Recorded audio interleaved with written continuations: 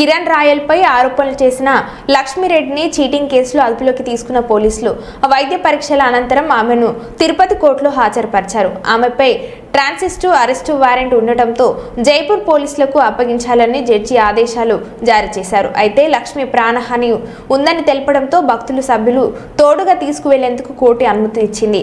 ఈ క్రమంలో పోలీసులు లక్ష్మిని చెన్నై మీదుగా జైపూర్కు తీసుకెళ్లనున్నారు.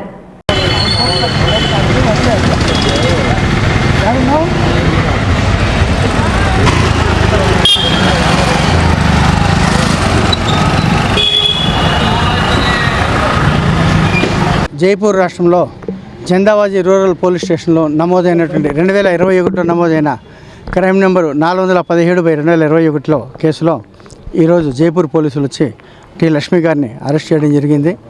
సదరు లక్ష్మి గారిని సుప్రీంకోర్టు గైడ్లైన్స్ ప్రకారము ఫాలో అవ్వమని చెప్పేసి అరెస్టు చూపించాలనే ఉద్దేశంతో మేము పోలీసు వారిని సదరు జైపూర్ పోలీసు వారిని కోరడం జరిగింది. పిటిషనర్ తరఫున అక్యూజ్డ్ తరఫున అందులో వారు మేజిస్ట్రేట్ ముందు ప్రొడ్యూస్ చేశారు.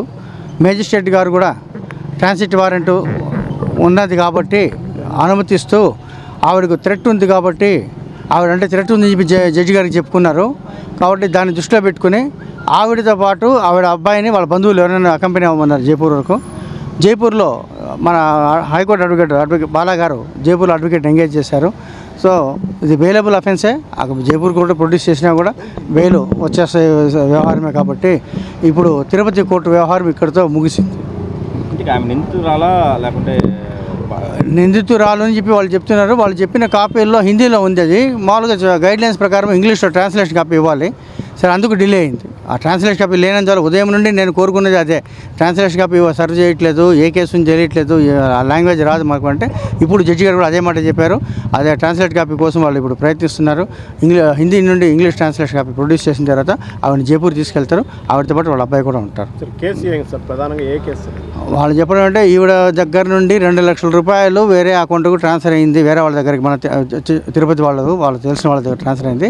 వాళ్ళు ఏదో బిట్ కాయిన్ కొన్నామని చెప్పేసి అంటున్నారు. కానీ సదరు పోలీస్ ఆఫీసర్ సరిగ్గా చెప్పట్లేదు. అవి హిందీలో ఉంది.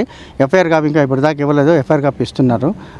ఓవరాల్గా అయితే ఏదో చీటింగ్ కేసు 420 కేసు నమోదైంది. అమౌంట్ ట్రాన్సాక్షన్ చెప్పేసి బిట్ కాయిన్ కోసం ఈవిడ అకౌంట్ నుండి 2 లక్షలు ఈవిడ బాధితురాలు. అందులో ఈ కేసులో యాక్చువల్గా చెప్పండి ఈవిడ బాధితురాలు. ఈవిడ అకౌంట్ నుండి ఇల్లీగల్గా 2 లక్షలు ట్రాన్స్ఫర్ చేసుకున్నారు వాళ్ళు.